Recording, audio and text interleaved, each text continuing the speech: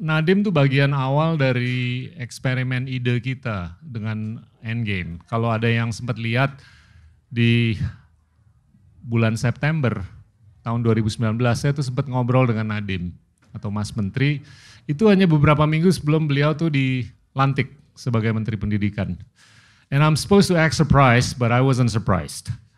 Karena dari dulu tuh saya udah ngelihat di dirinya Mas Menteri itu, dia tuh benar-benar jiwanya tuh emang kental dengan kepentingan policy dan kepentingan nation building. Nah, dalam kehormatan ini saya mau nanya nih, kita mulai dari yang paling basic banget deh. Apa yang udah berubah semenjak kita terakhir ngobrol di depan kamera di bulan September tahun 2019 sampai sekarang? Nggak ada yang sama pada saat masuk ke pemerintahan. Semuanya berbeda banget. Jadi mulai dari ruang gerak kita jauh lebih kaku. Jadi aneh, bisa bayangin, Pak Gita udah pasti bisa bayangin, tapi mungkin masyarakat yang lain yang biasa di swasta, kalau CEO itu kan bilang A, ya A yang dikerjain gitu. Saya nggak punya kekuasaan sama sekali dengan promosi SDM saya nggak punya kekuasaan sama sekali kepada gaji karyawan saya, promosi, insentif, structure nggak ada sama sekali, itu dipegang kementerian lain. Jadi bayangkan mencoba running a ship tapi saya nggak punya kontrol over SDM-nya. Ya, jadi itu suatu hal yang sangat alien buat saya waktu pertama kali masuk. Kedua adalah budayanya waktu saya pertama kali masuk nggak terbiasa untuk terbuka kepada kepemimpinan. Ada cerita lucu waktu saya pertama masuk kan saya bawa beberapa tim milenial ya kan, tentunya dong, masa mau sendirian di situ kan. Jadi saya bawa beberapa tim milenial di sini. Day berdiri deh, ini salah satu tim milenial, teman lama. Nah, waktu pertama meeting sama dirjen-dirjen lain, waktu itu meetingnya pas sebelum kita COVID, itu tim milenial saya tuh udah kayak biasa di sektor swasta, mereka berdebat secara terbuka sama saya. Dan pada satu saat salah satu kecolongan, salah satu tim saya bilang, Mas Menteri itu kayaknya bukan ide yang baik deh. Menurut saya coba Mas Menteri pikirin dulu lebih matang baru gitu. Itu mukanya dirjen-dirjen langsung drop. Bahwa bisa ada perbincangan bukan hanya membilang tidak kepada menteri, tetapi malah membilang idenya menteri itu nggak baik gitu. Buat saya itu normal di tim itu karena. Nah itu satu mungkin cuplikan kecil mengenai perbedaan budaya. Tapi dalam waktu 6 bulan semua dirjen itu sekarang protes sama saya. Kalau mereka merasa. Dalam waktu 6 bulan mereka terbiasa dan sekarang udah diskusi kita debat panas all the time. Dan gak masalah, gak ada ilfeel, gak ada bete-betean. Pokoknya kita diskusi untuk negara gitu. Jadi itu mungkin. Ketiga perubahan yang terbesar personally buat saya adalah profile, high profile. Jadi saya gak bisa kemana, saya gak bisa ke mall, saya gak bisa ke restoran tanpa ada orang datang untuk minta selfie. Karena bakal banyak nih habis ini. Betul, Pak Gita tahu lah orang Indonesia itu merasa mereka berhak mendapatkan selfie. Itu kayak fundamental human right-nya mereka. Jadi apalagi kalau udah bayar. Yes, kalau udah bayar wajib dong dapat. Tapi ini bukan udah dibayar, ini dimanapun lagi main sama anak gitu. Pak selfie Pak. Kadang-kadang ditarik saya dari kursi gitu untuk selfie. Jadi adaptasi lah buat saya untuk dapat high profile role baru ini susah sekali buat saya adaptasi. Itu mungkin yang secara mental paling sulit, bahwa saya nggak bisa bebas aja di luar menjadi diri saya, selalu worried siapa yang akan melihat, siapa yang akan datengin saya, ajak ngobrol saya, dan selalu ada agenda tertentu gitu. Jadi itu buat for a millennial it's strange and awkward gitu buat saya. Jadi itu mungkin perubahan terbesar. Tapi luar biasa, I think dari sisi dampak I have to say kalah sektor swasta. Jadi dari rasa kalau kita melakukan suatu dan sebelumnya kan sektor swasta saya dampaknya cukup besar ya Pak Gita. Tetap aja di pemerintahan apalagi di pendidikan itu saya merasa semua hal kecil saya bisa tanda tangan satu kertas, dampaknya itu ke puluhan juta generasi masa depan. Jadi itu yang membuat all the pain worth it lah buat saya gitu. Jadi mungkin itu yang perubahan terbesarnya. Keren banget. Oke, kita coba deep dive mengenai pendidikan. Kalau pendidikan tuh kan seringkali kita berpikir bahwa yang paling di depan tuh adalah rumah tangga untuk mendidik seorang anak. Cerita deh, gimana tuh Dikbud menyikapi atau memikirkan apa yang harus dilakukan oleh orang tua di rumah sebelum mereka ke sekolah anaknya? Ya, jadi di satu sisi ada keterbatasan dari ruang lingkup daripada Kemendikbud. Kami nggak punya kontrol atas rumah tangga. Kami hanya punya kontrol terhadap sekolah. Itu pun limited control karena sekolah itu di bawah kabupaten. Bagi teman-teman yang nggak tahu, SD dan SMP itu di bawah kabupaten. Ya mereka yang memiliki sekolah. Jadi Kemendikbudristek tidak memiliki satupun sekolah. Kita tidak. Dan untuk SMA dan SMK itu dimiliki oleh tingkat provinsi. Lebih lagi rumit. Cuman universitas yang langsung di bawah kita. Makanya kita melihat di universitas perubahannya lebih drastis lagi yang kita lakukan gitu. Jadi walaupun ada keterbatasan itu, ada beberapa prinsip dasar, salah satunya dengan pendidikan masyarakat. Kita bangun suatu pusat namanya Pusat Pendidikan Karakter. Dan di Pusat Pendidikan Karakter itu, nggak tahu kalau teman-teman sini pernah ngeliat, ada berbagai macam video viral yang kita keluarkan mengenai sexual violence, mengenai intoleransi antar agama, mengenai perundungan. Ada banyak sekali video-video yang lebih mengarah ke ya Gen Z ke bawah gitu ya. Yang sebelumnya pemerintah kayaknya nggak akan pernah ngeluarin video seperti itu. Karena some of it can be deemed controversial gitu. Tapi kita mengambil resiko itu biar nyambung ke generasi muda gitu. Nah itu adalah mengenai values generally dan anak muda. Tapi kalau kita ngomongin orang tua dan rumah tangga. Menurut saya satu hal yang sangat penting adalah bagaimana orang tua bisa mengerti tool-tool terpenting untuk meningkatkan literasi dan numerasi. Dan tool-tool ini sangat simple sebenarnya di rumah gitu. Tapi membutuhkan pengorbanan gitu. Artinya dalam aspek waktu. Ya. Dan tool yang terpenting menurut saya ya di atas cinta ya. Cinta nomor 1. Oke.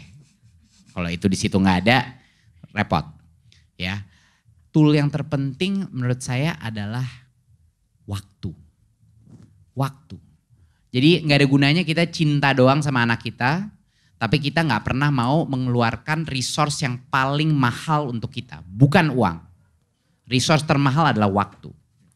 Dan waktu itu baru kita bisa bicara tools-toolsnya Pak Gita. Jadi ada beberapa tool kunci yang menurut saya, ini terutama untuk anak yang lebih kecil ya. Pada saat mereka udah menjadi remaja segala, mereka tuh udah jadi kayak manusia. Jadi mereka udah bisa nyari-nyari kemana-mana lagi. Agak dampak kita kepada anak itu semakin kecil, semakin dia tua gitu. Jadinya apalagi di 5 tahun pertama, 10 tahun pertama, menurut saya tools yang paling efektif dari awal early childhood adalah buku. Ini the power of buku dan membacakan buku kepada anak-anak kita itu kayak magic. Bener-bener magic. Jangan tanya saya kenapa, it just works gitu. Nggak usah ada berbagai macam eksplanasi pedagogi, science, psychology mengenai kenapa. Pokoknya kalau Anda bacain buku kepada anak secara reguler, daya tangkap literasi dia, kemampuan critical thinking dia akan meningkat. Itu yang pertama, bacain buku. Kedua, diskusi. Ya, jadi something so simple.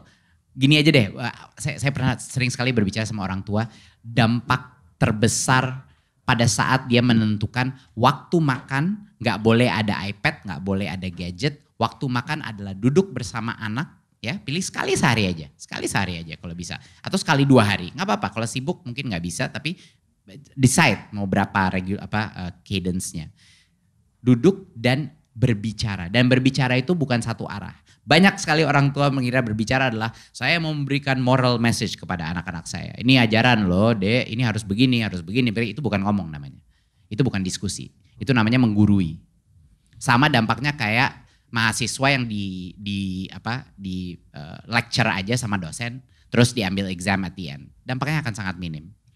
Tapi parent sebagai guru, kalau dia berdiskusi bolak-balik, dia tidak pernah mengira pertanyaannya itu anak bodoh, pertanyaannya itu anak merepotkan dia, atau pertanyaannya mungkin gak appropriate.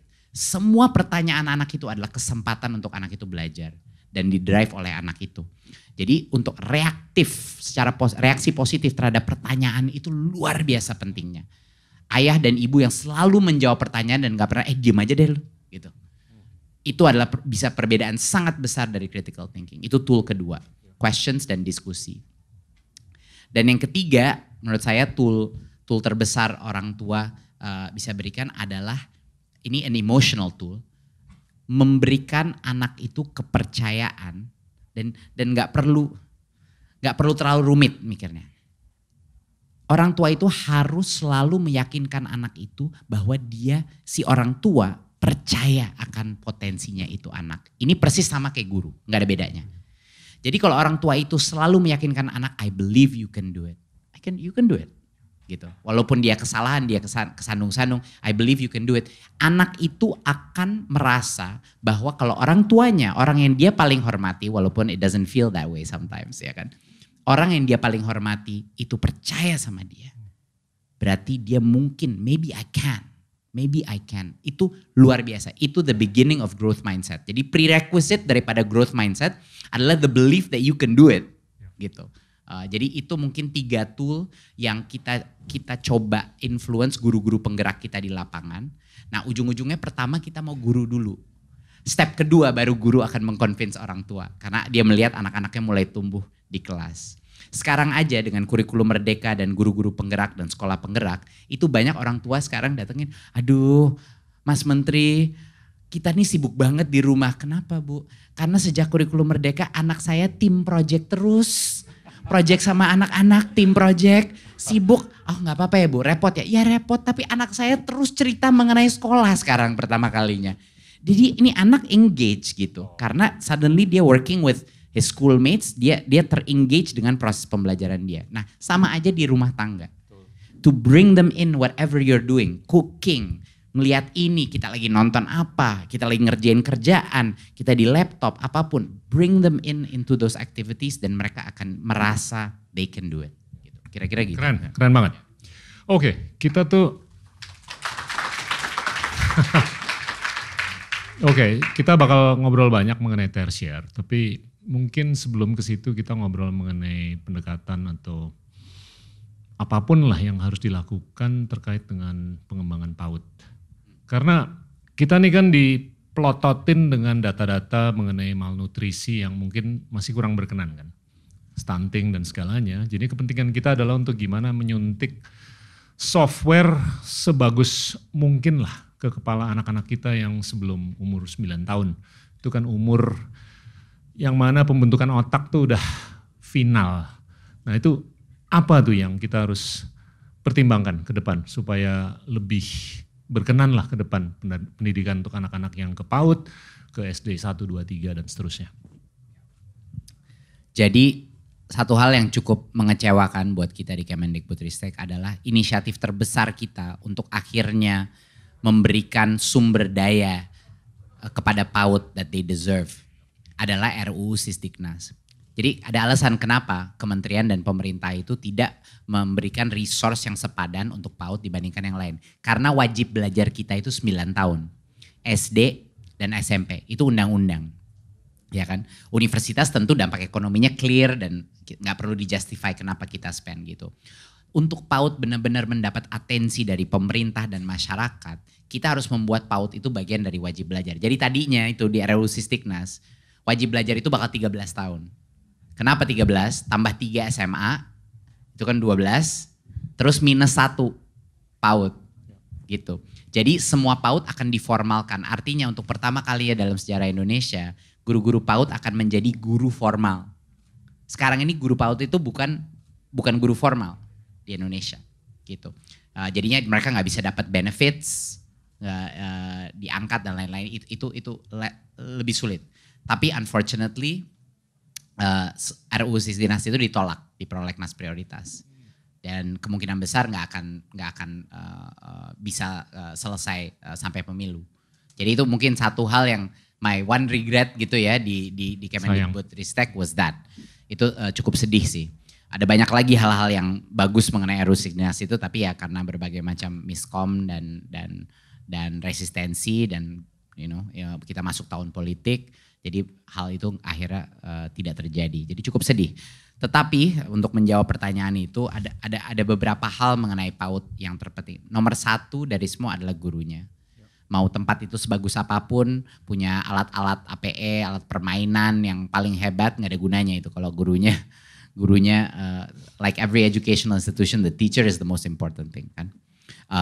Nah, apa mengenai guru itu? Adalah pertama dari sisi seleksi gurunya dulu. Itu adalah yang terpenting. Jadi dari riset kita yang membuat guru itu potensi guru hebat atau nggak usah guru hebat lah, guru good enough aja ya. Di Indonesia kita guru good enough aja. Itu sebenarnya tidak berkorelasi dengan kehebatan kemampuan dia secara mungkin tes, assessment, akademis sama sekali tidak. Yang terpenting pertama level 1 adalah kenapa dia jadi guru. Salah satu transformasi kita buat PPG yaitu 1 tahun training sebelum menjadi guru. Itu yang kita kunci sekarang programnya di Kemendikbudristek. Kita buat tes masuknya lebih susah, tes akhirnya lebih susah. Jadi kita kunci 1 tahun itu. Yang terpenting daripada survei dan interview dan analisis untuk masuk program itu adalah Anda nih mau jadi guru kenapa? The reason why dan pertanyaan-pertanyaan yang biar dia tidak bisa bohong mengenai alasannya dia kenapa menjadi guru adalah faktor terpenting daripada kemampuan dia menjadi guru yang baik. Kenapa? Nyambungnya itu dengan growth mindset. Jadi ada 2 pertanyaan yang harus sebenarnya yang terpenting secara dari level konseptual. Satu adalah ini guru menjadi guru karena kepengen ngebantu anak-anak apa tidak. Jadi yang pertama adalah orientasinya kepada anak. Dan yang kedua adalah apakah guru itu, ini namanya growth mindset. Guru itu percaya nggak bahwa dia sebagai guru bisa terus menjadi lebih baik? Dan otomatis guru yang percaya dirinya bisa lebih baik, itu biasanya dia merasa semua muridnya dia juga potensi bisa menjadi lebih baik. Jadi growth mindset itu menular. Kalau dia percaya dirinya bisa jadi lebih baik, dia akan mencari informasi, menggali knowledge untuk menjadi lebih baik. Dan sama juga dengan bagaimana dia treat anak-anaknya dia. Anak-anaknya juga dia akan percaya potensi setiap. Saya nggak peduli guru itu kualifikasinya S3 dari sekolah terhebat di dunia. Kalau dia tidak percaya sama potensi setiap anak di situ, termasuk anak-anak yang paling struggling dalam kelas, itu guru buruk. Itu yang namanya guru buruk. Guru yang menyerah atas potensi setiap anaknya. The best teachers are the ones that spend the most time dengan yang paling struggling. Karena dia percaya potensinya mereka untuk succeed. Jadi itu satu. Kedua adalah dari sisi PAUD, filsafat proses pembelajarannya. Jadi anak apalagi di PAUD, mereka belajar paling efektif dengan bermain. Ini ada perdebatan besar dulu mengenai calistung. Nggak tahu teman-teman tahu itu calistung ya. Jadi itu adalah suatu dogma di mana anak itu dipaksa baca, tulis, menghitung. Tapi melalui format worksheet. Jadi dia drilling ya. Untuk bisa udah baca, nulis dan hitung pada saat mereka masuk kelas 1 SD. Nah masalahnya bukan calistungnya. Of course we want to teach baca, tulis dan menghitung kepada anak-anak PAUD. Jadi ada miskonsepsi Kemendikbudristek gak mau anak-anak belajar calistung. No, yang kita bilang adalah caranya ngaco. Karena anak umur 5 dan 6 kalau diajarin dengan worksheet seperti itu, ya oke, dia mungkin akan belajar. Tetapi dia akan selama-lamanya mengasosiasikan sekolah dengan suatu hal yang membosankan, menyakitkan, painful buat dia. Dia akan mengasosiasikan the process of learning dengan an experience yang negatif. Dan itu damage-nya terjadi pada saat dia udah kelas 3-4 SD nanti. Pada saat Indonesia anak-anaknya paling tinggi, salah satu yang terhebat di dunia bacanya dan nulisnya di umur PAUD. 5-6 kelas 1 gitu. Giliran kelas 4 dia udah kalah sama Finland, semuanya udah kalah total, kalah sama Vietnam dan lain-lain. Kenapa? Karena that leap itu terlalu besar karena kita dealingnya terlalu cepat di awal. Bukan terlalu cepat dengan format yang tidak menyenangkan. Jadi kita, the basic philosophy adalah sekolah itu harus menyenangkan. Dan kita mengambil pembelajaran di PAUD itu Pak Gita, dan kita ingin mentransfer itu ke SD, SMP, dan SMA juga. That's what we want to do. Betul. Gitu. Sekolah harus menyenangkan karena kalau tidak anak itu apa yang anak pelajari di sekolah dari sisi konten Pak Gita, itu tidak akan punya dampak meaningful terhadap karir dia apa. Everybody here tahu setelah selesai S1 masuk ke kerjaan, you start all over again. You belajar all over again. Itu nggak ada. Semua anak di bawah umur 35 udah tahu ini gitu loh. Jadi it's so weird kenapa kita harus menjelaskan kampus Merdeka kepada orang gitu. Yang paling penting adalah making lifelong learners. Dan untuk make lifelong learners, you have to make school engaging and fun gitu. So I would say that. Ketiga, unfortunately buat PAUD, you need toys. Ya, you need learning tools. Itu yang paling necessary. Karena susah dengan anak kecil meng-engage mereka tanpa physical. Jadi sarana prasarana permainan, alat permainan edukatif itu sangat penting buat PAUD. And finally, I mentioned the most important for last, tool yang sama buat orang tua. Books. Drive literasi kita Pak Gita sekarang. Ini saya salah satu hal yang paling merepotkan. Karena saya harus meyakinkan seluruh birokrasi bahwa saya tidak mau ada lagi untuk drive literasi kita buku-buku paket dan buku-buku kurikulum dikirim ke sekolah-sekolah. Yang numpuk, saya setiap kali ke daerah itu numpuk debu di perpustakaan. Uang di spend untuk buku-buku kurikulum. Gak jelas, ada buku bercocok tanam untuk anak umur 5. Ini ditaruh di sekolah SMK cocok. Sangat imajinatif.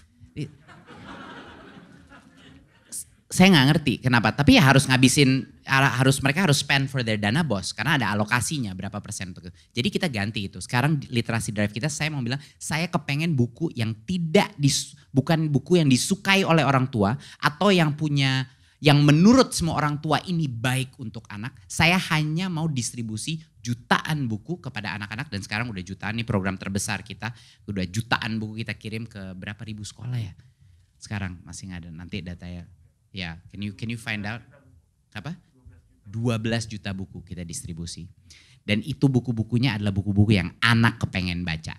Anak-anak yang gak ditunjukin pun anak itu akan buka itu buku dan baca. Gak ada hubungannya dengan paternalistic, moralistic thing. Mengenai ini adalah buku yang mengajarkan moralitas. Tidak. Kalau kita targetnya mau literasi, yang terpenting tuh anak seru gak baca itu. Mau itu komik, apapun, that's what true literasi is. Jadi itu bacain.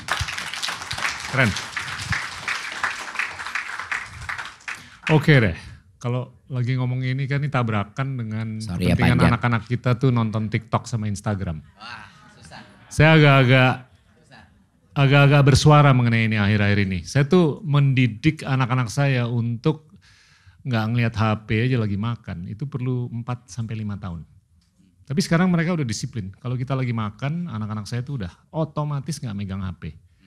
Dan rata-rata anak-anak kita tuh megang HP 9-10 jam. Kebanyakan TikTok, Instagram. Nah ini kan ada buku yang keren banget, ada TikTok yang kayaknya lebih keren. Nah gimana nih tabrakannya nih, ngaturnya? Bukan kayaknya Pak Gita.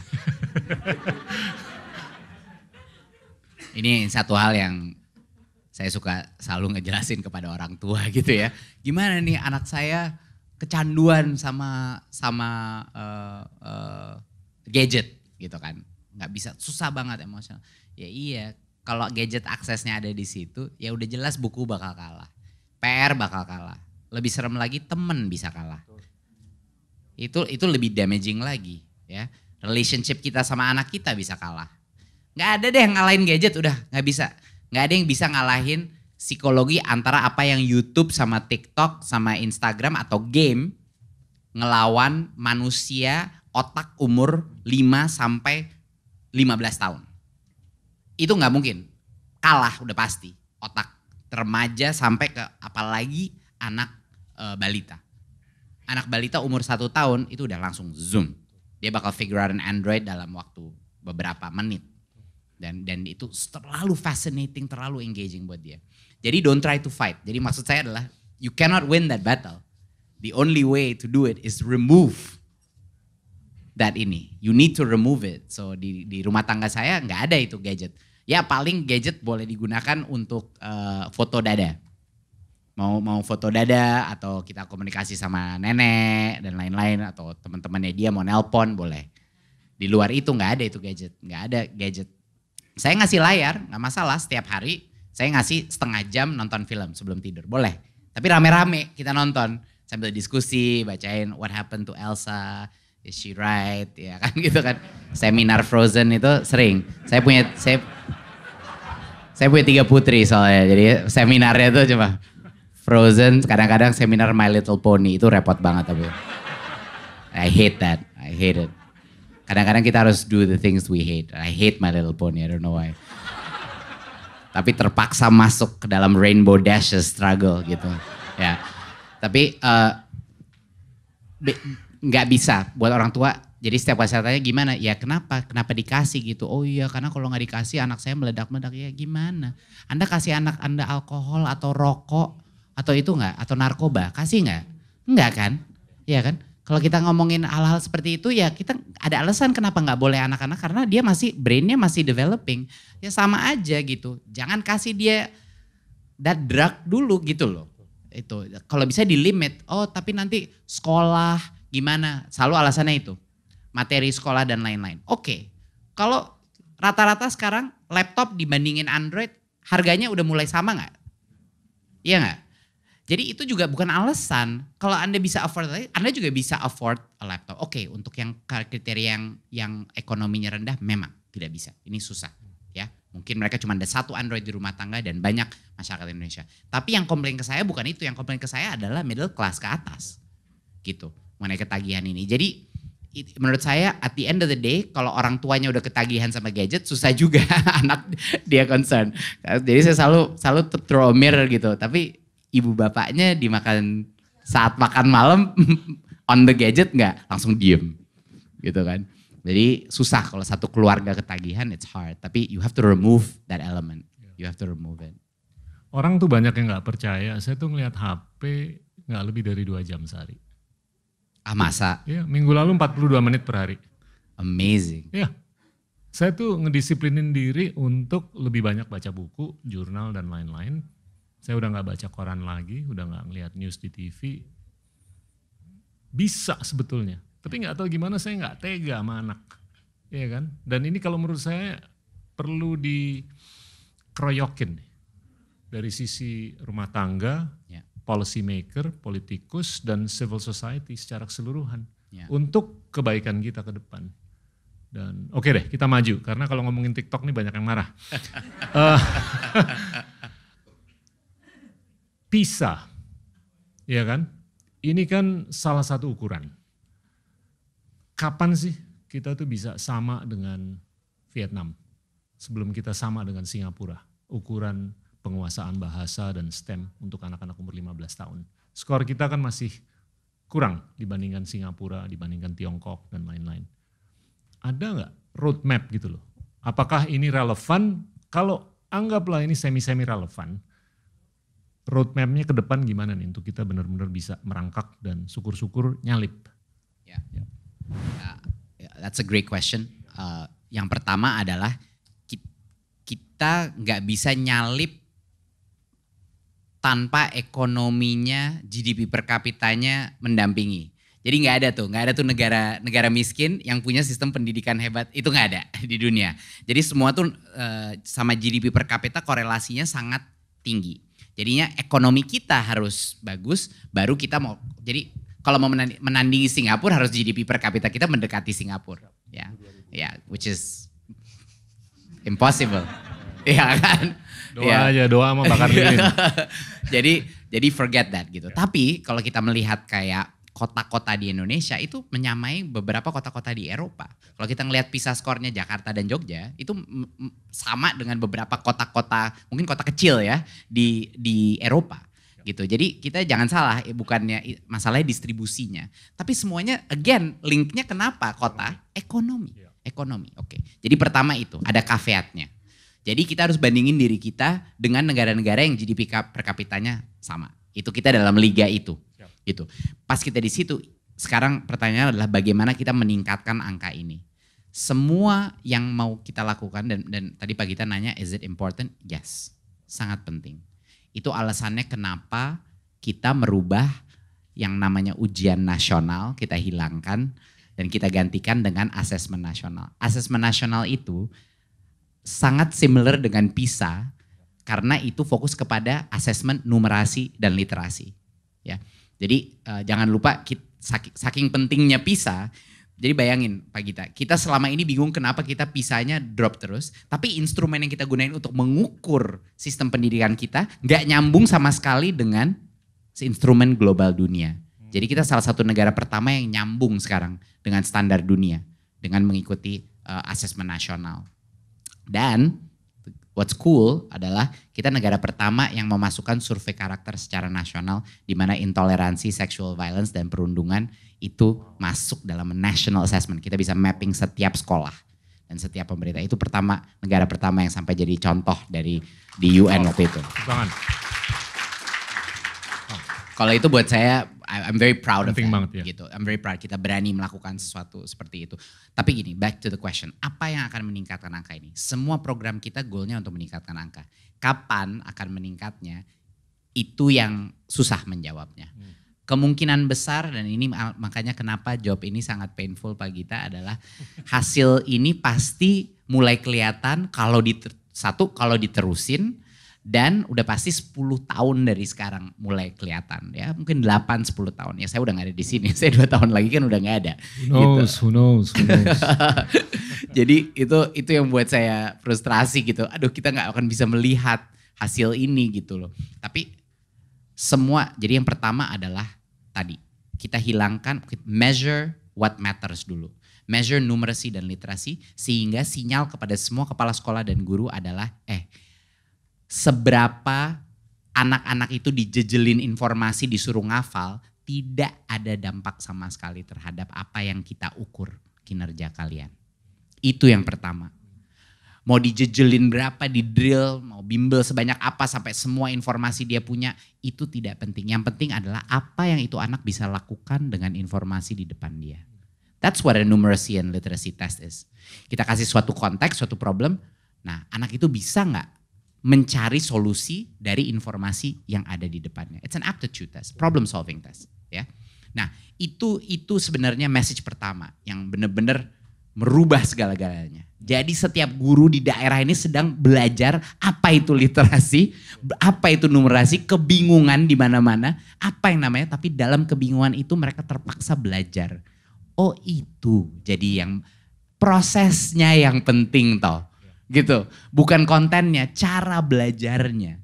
Cara critical thinking itu tercipta dengan diskusi, dengan bertanya, dengan memberikan berbagai macam permutasi problem, itu pertama. Kedua, kurikulum merdeka.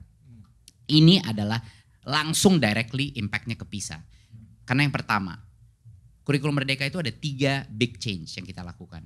Yang pertama adalah materi konten di kurikulum kita pangkas 30-35%. Kita pangkas. Kita bilang gak perlu sebanyak ini materi, mendalami aja di setiap materi yang esensial. Itu yang pertama. Yang kedua yang kita lakukan adalah setiap guru pertama kalinya dalam sejarah Indonesia diberikan hak untuk mundur atau maju sesuai dengan kompetensi muridnya.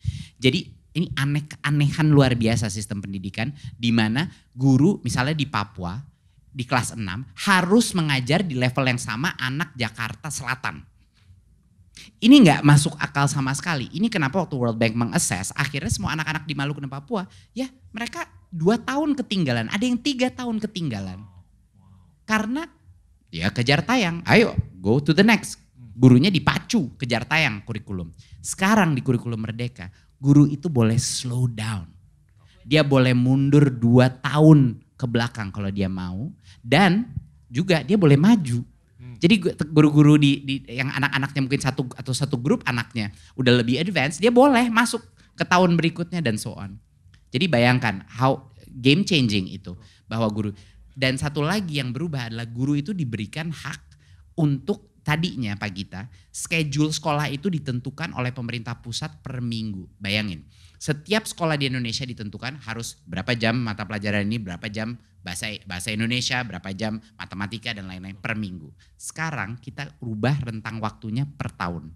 Jadi kalau ada sekolah ingin memastikan ada kelas, guru kelas SD, ingin memastikan bahwa anaknya semua di sini mengerti segitiga geometri.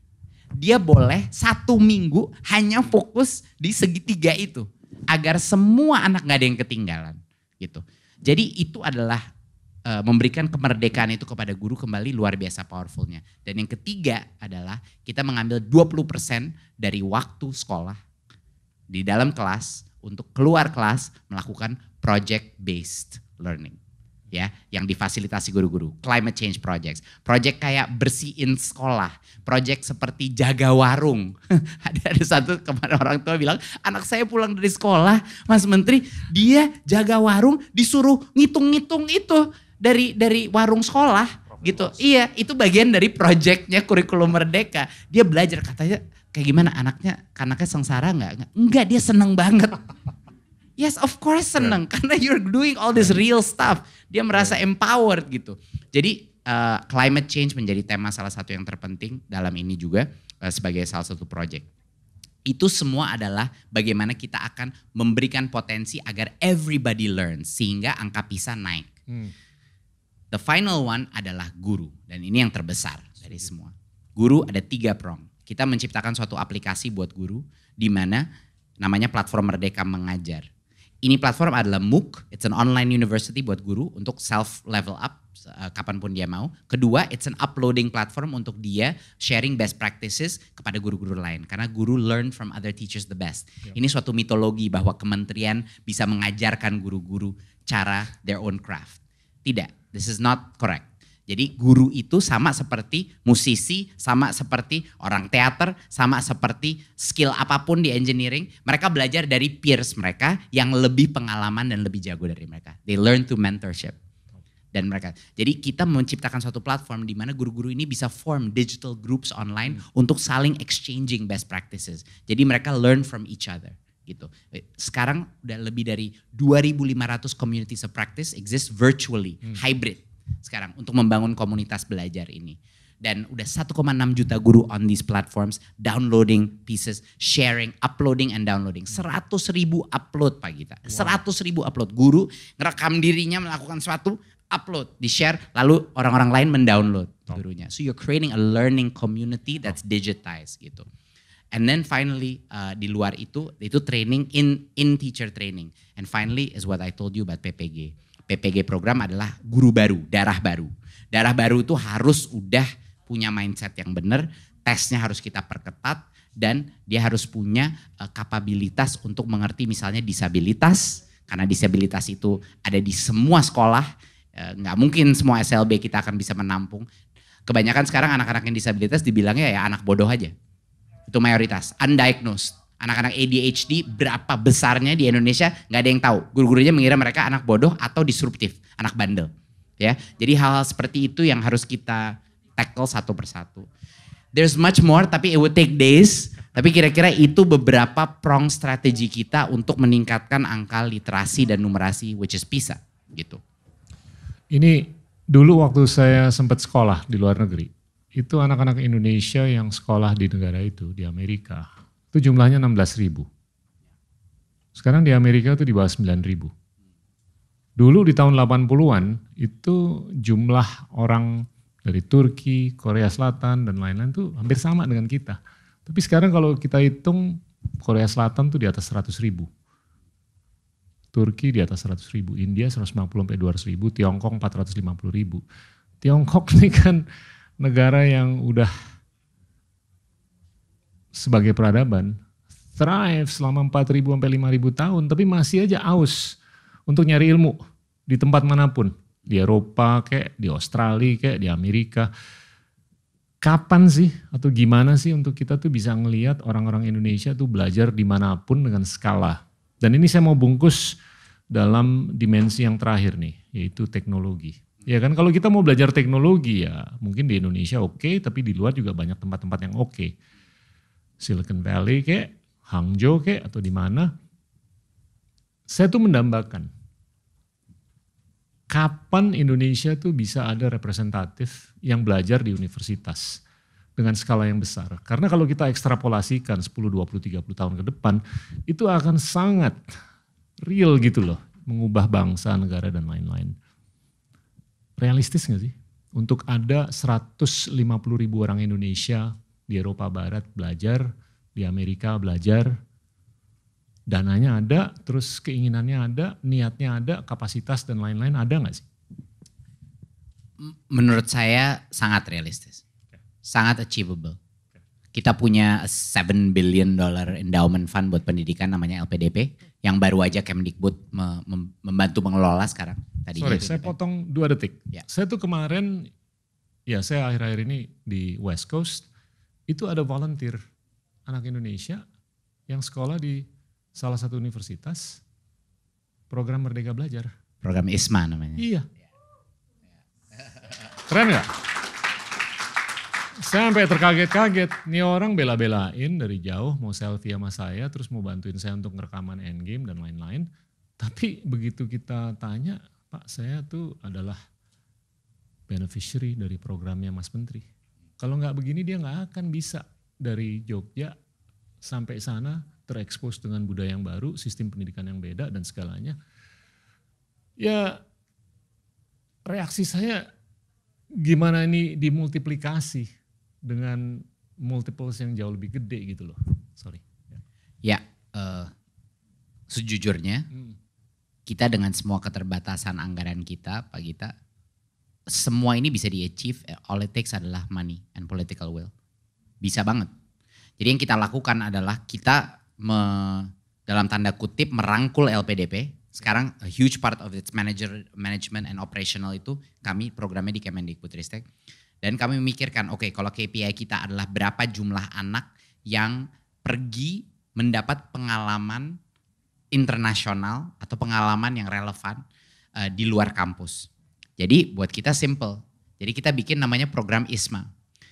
Jadi kita bikin 2 program. Jadi kan ada 2. Kebanyakan selalu solusinya adalah how do we get kids to get accepted for full degree program di Amerika, di Europe. Tapi ini terlalu lama karena satu, nggak banyak yang diterima, selalu di cancel. Jadi threshold untuk masuk full degree program di program-program terhebat kita itu sangat tinggi barriernya. Dan bukan karena kita nggak punya anak-anak hebat. Anak-anak, salah satu hal yang kita buktikan kemarin adalah kenapa mereka nggak masuk. Jadi kita mengambil kohort anak-anak SMA yang terbaik gitu. Lalu kita bilang oke, saya akan kasih kamu LPDP scholarship buat S1 kalau kamu ikutin program kita dan kamu apply. Yang tadinya nggak mau apply, akhirnya apply. Itu dia naik berapa kali lipat? 8 kali lipat acceptance rate-nya. Dari rata-rata. Jadi ternyata it's the game of getting into university, Pak Gita. Of course it's possible. Tinggal kita kasih dia coach counseling yang sekarang, yang tadinya cuma available buat anak-anak orang kaya. Kita kasih kepada mereka, ini anak-anak dari daerah dan lain-lain. Kita kasih the same resource seperti anak orang kaya, yaitu resource coaching, SAT, dan lain-lain. Kita kasih ternyata masuk. Ratio masuknya tinggi. Jadi itu adalah program, salah satu program kita untuk masuk full time degree. Tapi kan pelan dan anggarannya mahal. Untuk biayain anak 4 tahun di Amerika itu kalau nggak salah konversinya adalah 200 anak di 200 anak. Oke, itu satu. Program ISMA itu inovasi kita Pak Gita. Kita akhirnya decide oke, ini kelamaan nih kalau kita harus nunggu all full degree program. Jadi kita buat program di mana kita break it down into bite size chunks. 1 semester di luar negeri, exchange abroad. Karena itu pun dampaknya itu 0 to 1-nya itu luar biasa. 0 to 1 banget. Dari 1 semester aja it transform a life, dari a perspective. kampung tiba-tiba Yes. gitu. Lebih murah, lebih accessible, jauh lebih banyak orang yang bisa karena kita sekarang bisa scale it up. Itu namanya program ISMA. Udah 2.000 sekarang per tahun kita kirim. But all you need is money to scale it up to 5.000, 10.000. So yes, over time 150.000 is very very achievable. By the way, allowance yang dikasih oleh Mas Menteri itu cukup untuk traktir saya makan di Amerika kemarin. Wah, saya harus cek lagi tuh. Kayaknya kebanyakan tuh. Enggak, di Burger King. Pak Gita bisa aja. Masa ditraktir Pak Gita? Dia kekeh banget mau bayar. Saya mampu Pak, allowance saya cukup Pak. Waduh ini menterinya keren banget nih saya bilang. Deh, kemahalan tuh deh. Kira-kira kurangin dikit. Burger King bukan steak. Tapi begini nih, saya mau kupas lebih dalam lagi. Tapi gimana ngebayang gak sih kalau kita tuh bisa membuat pedoman 1 juta anak-anak muda lulusan SMA dibimbelin untuk bisa menguasai bahasa, apakah itu Mandarin dalam 3 bulan, bahasa Inggris dalam 3 bulan, habis itu dibimbelin untuk belajar SAT, GMAT, GRE 3 bulan ke 4 bulan, terus dibimbelin untuk ngambil olimpiade. Saya tuh baru ngomong sama teman-teman. Itu you just describe our program. Oke, thank you. Tapi 1 Tapi juta. masih skala kecil. Oh iya, 1 juta jebol Iya, anggaran, Pak. iya, makanya. Jebol. Ya, ini nih agak-agak gila lah, mikir-mikir gila dikit. Iya. Tapi gimana untuk kita bisa ngelihat ada 150.000 orang di Jerman, 150.000 orang di Hangzhou, 150.000 orang di Amerika Serikat, mungkin 75.000 di Australia. Pokoknya tempat manapun supaya kita tuh bisa lebih keren gitu loh. Tapi saya boleh challenge nggak, Pak Gita? Enggak, ini justru wawancara bukan debat. Oh enggak.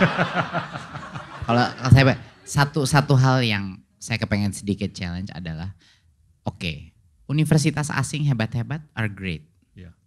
Tapi sekarang di Indonesia 420.000 sejak kampus Merdeka, 420.000 mahasiswa sudah meninggalkan kampusnya untuk mengerjakan suatu hal di luar kampus. Whether it's produk ISMA atau dia masuk suatu teknologi, dia masuk unicorn, dia masuk teknologi training di industri, atau dia mengajar di satu SD di daerah 1 semester dan lain-lain. Jadi ada yang non-profit, ada yang industri dan lain. Nah sekarang coba kita bandingkan apples to apples. Prospek ke depan, value antara oke, kita ngambil pick a top school Pak Gita. Saya nggak mau mention biar nanti dimarahin orang-orang. Pick a school, your school. Takut dilempar. Oke, Stanford lah ya. Oke, Oxford, oke. Pick a 1 semester, oke. Sekarang bayangin 1 semester di Oxford. Amazing program, PPE misalnya, Politics, Philosophy, and Economics. Ya. Atau, maybe they're biotech engineering. Sekarang perbandingkan itu dengan anak ini 1 semester kerja di salah satu multinational biotech di sini, sedang mengerjakan program vaksin mRNA research di sini. Itu bisa sekarang dengan kampus Merdeka. Bandingin belajar MIT Computer Science versus 1 semester di Traveloka bootcamp engineering. Jadi mana nih?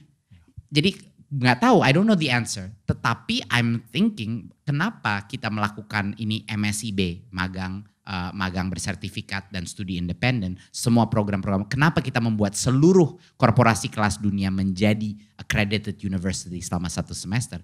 Adalah kita punya insting Pak Gita bahwa ini terlalu pelan nih.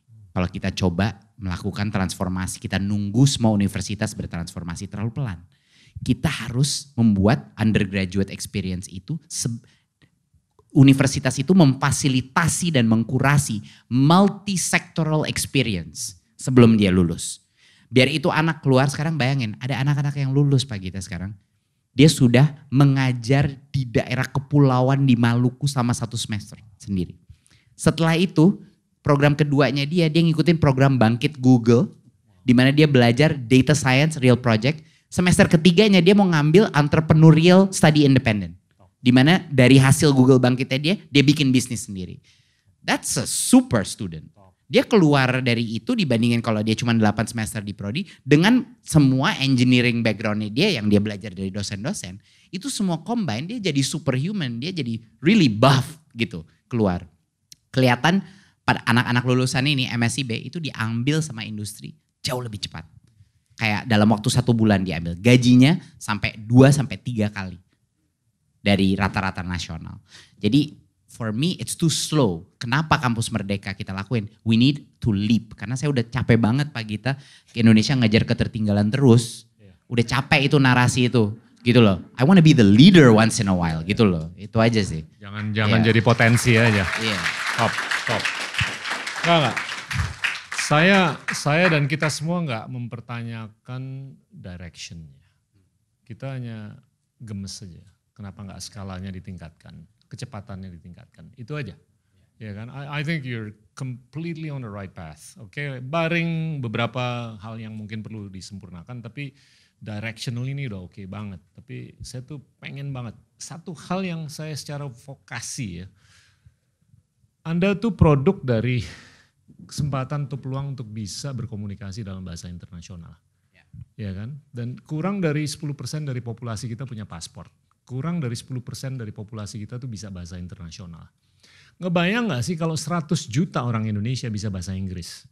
100 juta orang Indonesia bisa bahasa Mandarin. 100 juta orang Indonesia. Udah game over itu. Game over. Udah game over. Jadinya kalau kita berhadapan sama orang India selesai. Mereka jago ngecap kayak apa tapi kita ngecap balik. Orang Singapura jago ngecap kayak apa kita kecap balik. Iya kan?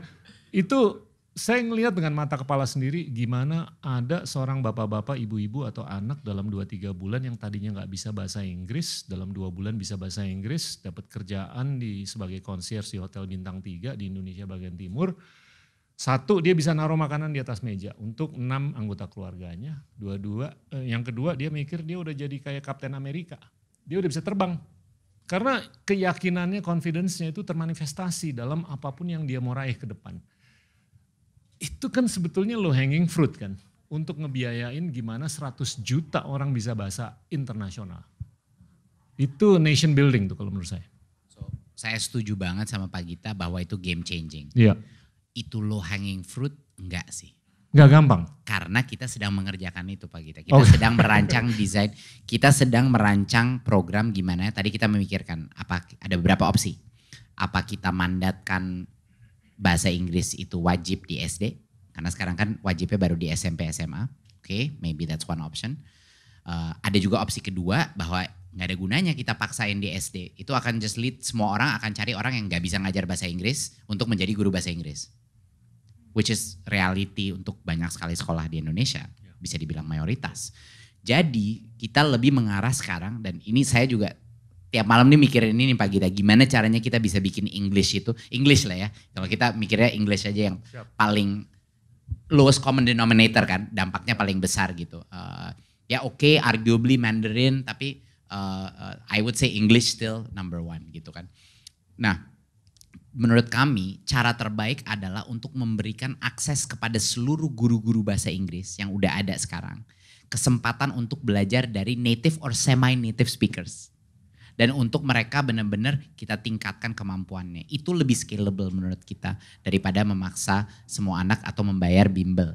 Jadi return on investment dari menjadikan suatu guru bahasa Inggris yang udah ada di sekolah menjadi dia 2 kali lebih hebat sebagai guru, itu dampaknya kepada anak-anak dan generasi berikutnya jauh lebih besar.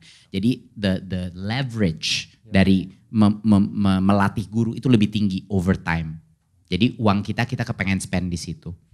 Karena it's really the problem, makanya kenapa saya bilang ini bukan low hanging fruit adalah karena the supply untuk orang melatih saja guru ataupun murid itu sangat kecil yang qualify. Jadi nanti kita mau bikin kayak assessment standard biar once you pass that ini anyone can then teach a guru gitu.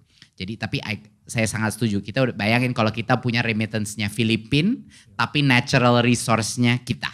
Itu udah bayangin dengan seluruh BPO market itu udah game over. Kita jadi benar-benar giant gitu. Plus renewable teknologi kita gitu. I think it's amazing. But you're right, English key. Kapan kita tuh akan ada keterbukaan untuk mengisi slot guru yang sangat dibutuhkan untuk mendidik anak-anak kita yang harus didatangkan dari luar negeri? Kapan kita bisa mendatangkan pemenang Nobel dari Afrika untuk bisa ngajar di kampus di Sumedang? Sekarang udah bisa. Udah bisa? Udah. Kita bukan kayak dokter. Dokter kan nggak boleh praktek di sini di luar. Enggak, guru boleh. Kapan kita bisa ngelihat dengan skala yang benar-benar tangible gitu loh?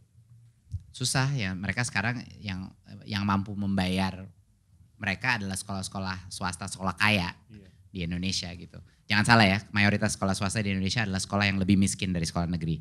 Jadi ini suka orang Jakarta selalu mikirnya sekolah swasta itu sekolah orang kaya ya kan. Tapi enggak, mayoritas swasta kita adalah yang malah lebih miskin lagi dari sekolah-sekolah negeri kita ya. Karena dulu ada UN Pak, nanti jelasin itu salah satu hal yang membuat diskriminasi. Semua orang yang nggak mampu bimbel, nggak mampu anak itu malah masuk sekolah yang harus bayar iuran. Orang yang dapat angka bagus karena orang tuanya lebih mampu, semuanya masuk sekolah negeri yang gratis.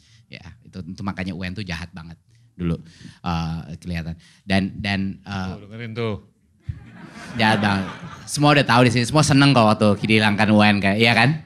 Bener kan? Ya udah. Itu salah satu, jarang-jarang ada policy yang benar dan populis at the same time. Jadi itu, my first policy was that. Tapi I think susah karena cost-nya. Oke, kalau cost itu menjadi alasan, saya nggak mau berselimut di bawah alasan.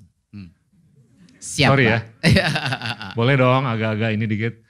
Tapi ya kita harus result oriented kan. Kalau kita pengen ahli biologi di Indonesia itu dididik oleh orang yang paling keren di seluruh dunia. Dan dia mungkin harus didatengin dari Ethiopia kek, dari Ukraina kek, dari Liverpool kek, dari Nebraska kek, bodo amat.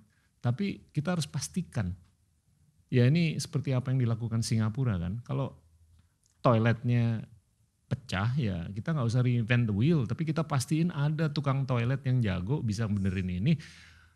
Kita bayar, kita jabanin. Iya kan.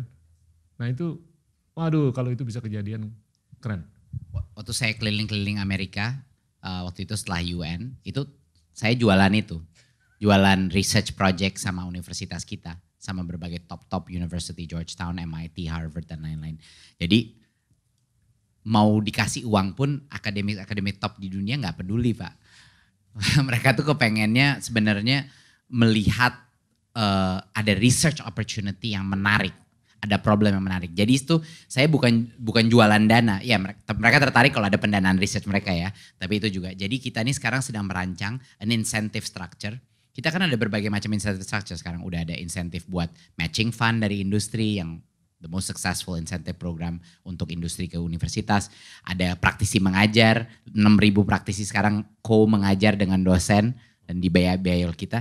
Ada satu lagi insentif program yang lagi digodok nih.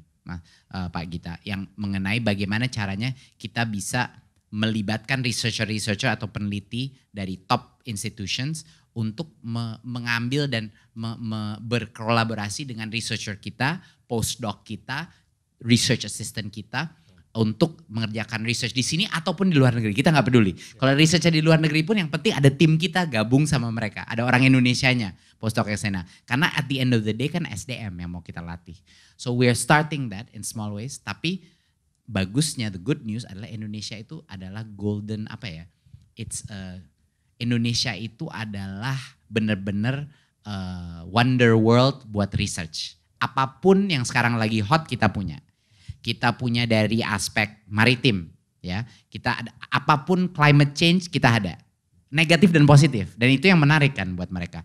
Kita punya rainforest, kita punya kehilangan rainforest, kita punya the largest biodiversity underwater, kita punya coral bleaching, kita punya masalah demografi, kita punya dampak of climate change yang bisa mewakili berbagai macam ekosistem, kita punya, pokoknya semuanya ada deh di sini yang bisa dibuatkan research. Jadi itu saya jualan tuh ke luar negeri buat membawa mereka interest mereka ke Indonesia. Tapi ya growing, baru mulai sekarang interest. Sekarang university ada Monash mau setup di sini. Kemarin kita ngomong dengan yang lain, saya nggak boleh sebut siapa, tapi sejak Monash masuk itu ngantre loh sekarang. Ngantre, giliran yang pertama masuk dulu, dilihat dulu kan, ini orang cedera nggak, ya kan? Yang pertama, tapi lihat oke, Monash doing oke, yang lain baru keluar akhirnya gitu. Pertama kali loh kita punya foreign university di Indonesia. Isn't that ridiculous? Baru pertama kali Monash. Good. Enggak, tapi kenapa enggak before gitu loh? Ya, because ada you were not there. Pokoknya kita berdoa supaya Nadine tetap ada di Dikbud, ya kan? Tapi ini waktunya masih ada kan? Gimana panitia? Masih oke? Sampai jam 9? Oke. Enggak, ini banyak. Tapi gini, saya mau coba gini loh. Kalau kita bungkus dalam apa yang kita saksikan selama 30 tahun terakhir, perbandingan pertumbuhan PDB per orang di Asia Tenggara dibanding di Tiongkok. Asia Tenggara tuh tumbuhnya PDB-nya cuma 3 kali lipat dalam 30 tahun terakhir. Tiongkok 10 kali lipat. Yang membedakan Tiongkok dari atau dengan Asia Tenggara itu sebetulnya nggak banyak, cuma 4 hal. Under investment di infrastruktur yang udah digeber sekarang di Indonesia, under investment di pendidikan yang sudah mulai digeber. Yang ketiga adalah persaingan. Jadi di Tiongkok tuh dia bisa ngeluarin izin per 1.000 orang tuh 9 izin. Di Indonesia 0,3. Itu mungkin berkorelasi dengan beberapa hal. Salah satunya adalah fulus untuk kurang duit. Terus 2 juga mungkin risk taking. Nah yang terakhir mungkin governance. Saya melihat dengan apa yang terjadi akhir-akhir ini dan ke depan di Tiongkok, ini ada peluang emas untuk Asia Tenggara khususnya Indonesia untuk bisa tumbuh jauh lebih besar daripada 3 kali lipat PDB per orangnya 30 tahun ke depan. Apalagi dengan use case yang keren banget untuk kepentingan peningkatan produktivitas yang berkorelasi dengan pendidikan di 3 sektor yang nyata deh. Salah satunya tentunya marketplace yang you were there previously, 2 jasa keuangan, 3 aviasi. Dari situ aja kita bisa ngelihat nih dengan low tech aja, dengan enabling dari low tech aja, ini udah bisa digenjot nih produktivitas. Apalagi dengan high tech yang inevitably bakal kejadian dalam 5 atau 10 tahun ke depan. Terus apalagi kalau kejadian dengan sektor-sektor lainnya, pertanian kek, pendidikan kek, kesehatan kek, pariwisata kek, properti dan lain-lain. Ini gila loh peluangnya untuk anak-anak muda ke depan. Dan ini kan harus dikeroyokin nih dari sisi pendidikan, dari sisi pembangunan infrastruktur dan lain-lain. Gimana nih endgame ke 2045? Anggaplah 2045 itu kan 23 tahun dari sekarang, GDP per kapita kita mestinya naiknya jauh lebih gede daripada 3 kali lipat. Nah ini kalau menurut saya kuncinya ini pendidikan. Yang lainnya penting tapi nggak sepenting pendidikan. Boleh jujur nggak? Menurut saya pendidikan salah satu yang terpenting. Oke. Kalau dibilang paling penting, menurut saya agak susah. Karena pendidikan sama derajatnya dengan berbagai macam kebijakan lain yang akan melepaskan. Jadi misalnya gini, kalau kita punya policy ekonomi atau industri yang luar biasa friendly-nya, yang mengundang investasi sebanyak mungkin, fleksibilitas di labor market kita dan lain-lain. Mau sekolahnya nggak bagus-bagus juga, lapangan pekerjaan itu akan menciptakan berbagai macam kesempatan. Ya. Tapi sama juga, kalau itu semuanya tumbuh tapi sekolahnya tidak menimbulkan talenta itu, dia bakal ya import akhirnya talenta dari luar gitu kan yang akan terjadi. Jadi bukannya saya nggak mau membilang bahwa pendidikan adalah yang terpenting, saya bilang ini lagi merendah hati nih. Terlalu banyak kodependensi lainnya kepada proses itu. Oke. Tapi pendidikan salah satu yang terpenting menurut saya. Satu hal yang harus diingat selalu dalam pendidikan adalah tidak bisa kita membuat sistem pendidikan yang hebat tapi ekonominya nggak jemput bola. Itu sama saya, itu benar-benar saya harus selalu mengingatkan orang yang membilang bahwa ini solusi semua. Salah satu hal yang menyenangkan mengenai jadi Kemendikbud, menjadi Mendikbud Pak Gita adalah semua kesalahan yang terjadi di Indonesia disalahkan ke saya. Korupsi, pendidikan, ya kan? Bakar hutan, pendidikan, ya COVID, pendidikan. Semua disalahkan pendidikan itu juga. Jadi itu satu hal yang ya udah I have to live with that gitu loh every day. Tapi menurut saya ada berbagai macam faktor yang bisa mencapai itu. Tapi I think the end game, kok jadi balik ke podcast ya. I think the end game-nya adalah bagaimana kalau dari sisi SDM, bagaimana secepat apa Indonesia melakukan inovasi dalam institusi-institusi pendidikannya. Kita punya kesempatan yang golden karena baseline kita ini masih cukup rendah. Itu mungkin dilihat sebagai kelemahan. Tapi saya melihat itu sebagai advantage. Kalau kita baseline kita masih cukup rendah, resiko kita untuk mencoba hal-hal baru juga rendah. Kalau kita udah sistem pendidikan yang hebat, tinggi, bakal lebih kaku, konservatif, dan saya akan dilawan semua orang dalam melakukan perubahan itu. Kok udah bagus kok, ngapain diobrak-abrik. Tapi karena kita baseline-nya masih cukup rendah, ya dibandingkan ekonomi kita yang lumayan cepat perkembangannya, ini menjadi window. Seperti COVID Pak Gita, waktu COVID itu terjadi itu window buat kita. Oke, ini semua lagi babak belur. Bener kan, kita harus benar-benar semua orang tiba-tiba fokus kepada pendidikan. Dan dari situ saya mendapatkan akselerasi, dapat angin untuk bisa melakukan hal-hal yang lebih ekstrim perubahannya. Nah menurut saya kita punya kesempatan yang besar kalau kita berani mereimajinasi sekolah-sekolah dan universitas kita sebagai institusi yang inovatif. lucu sekali. Orang tua, jadi semua mau itu pemerintah, politisi, orang tua, semua menginginkan sekarang lagi ngetren anaknya inovatif dan kreatif. Tapi ada satu lagi bilangan, Mas Menteri, jangan jadikan kelinci percobaan sistem pendidikan kita. Saya menjelaskan ini karena ini adalah ironis terbesar. Itu adalah komen yang sangat mencelakakan sistem pendidikan kita. Karena bagaimana caranya anak-anak kita akan kreatif dan inovatif kalau sekolahnya aja tidak kreatif dan inovatif. Kalau sekolahnya tidak diberikan hak dan didorong untuk melakukan berbagai macam eksperimen, inovasi cara pembelajaran, dan hak untuk gagal. Tidak ada namanya inovasi tanpa diberikan hak untuk gagal. Setiap sekolah dan universitas harus mencoba berbagai macam hal dan mereka akan gagal dan itu positif, itu bagus. Mereka belajar dari kegagalan inovasi seperti yang kita tahu Pak Gita, datang dari kegagalan kecil-kecil yang menjadikan kesuksesan besar di akhir hari. Gitu. Tapi kalau sekolahnya aja tidak diperbolehkan untuk mencoba hal-hal baru, don't expect anak-anak kita akan tumbuh kreatif dan inovatif. Gitu aja deh, logikanya simple aja. Gitu. Jadi menurut saya itu adalah komen-komen yang bilang jangan jadikan sistem pendidikan kita kelinci percobaan. Terus apa? Mau diem aja? Angka bisa kita anjlok terus. Bentar lagi universitas bakal gak relevan lagi buat industri. Kalau kita terus aja kayak gini. That's what's going to happen. Ya, sekolah akan jadi tempat proses ya udahlah harus lewat aja. Orang tua udah gak mikir lagi. Next generation dia mikirnya gimana nih cara kita parallel education system yang akan dibuat. Dan tentu kalau seperti itu siapa yang benefit? Ya orang-orang yang mampu lagi. Orang-orang yang udah terbantu. People sitting in this room dan keluarga-keluarganya. Yang paling membutuhkan bantuan tidak akan mendapat bantuan itu karena mereka satu-satunya opsi adalah melalui sekolah negeri, sekolah yang mereka ada gitu. Jadi itu yang menurut saya the game changer buat human capital adalah kepala-kepala sekolah, rektor-rektor merasa I should be an innovation hub.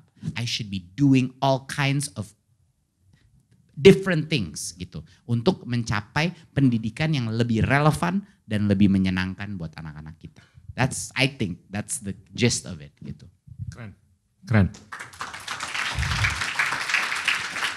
Ini saya banyak pertanyaan, masih banyak, tapi saya nggak enak nih sama panitia. Mungkin pertanyaan terakhir satu lagi, boleh?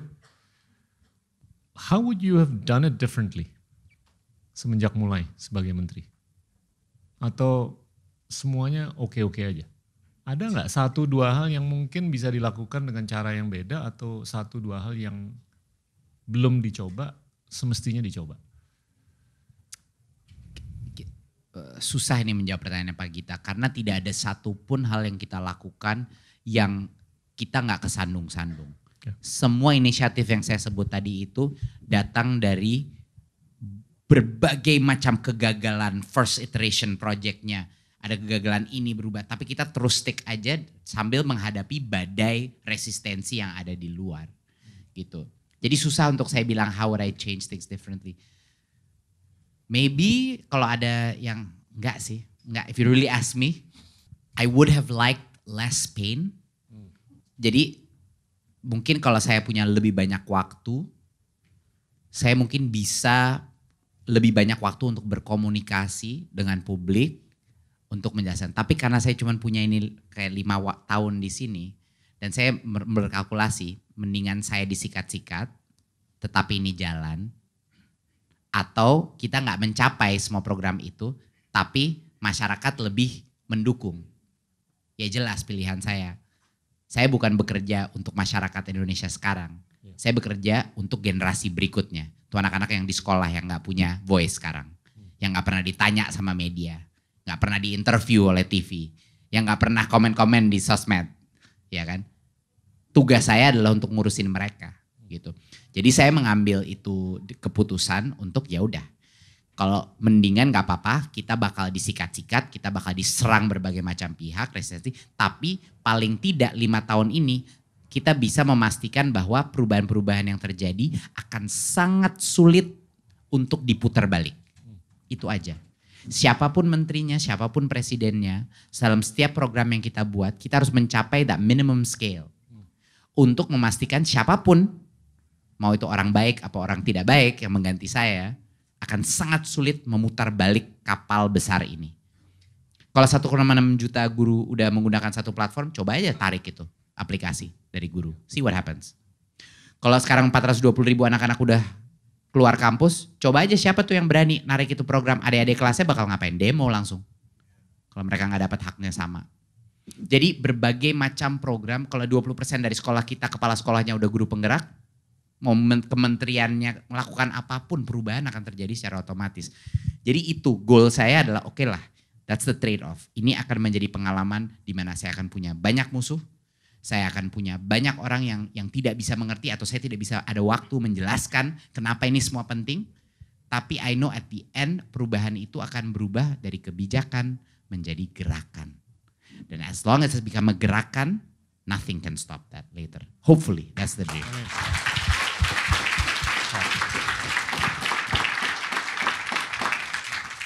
Keren, as always. Terima kasih banyak Mas Menteri atas kesempatan Mas ini. Ya, tepuk tangan.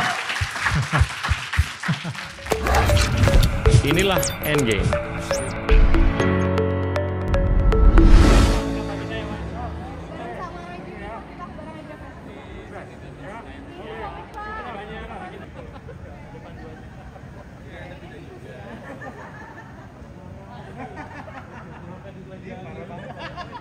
Ada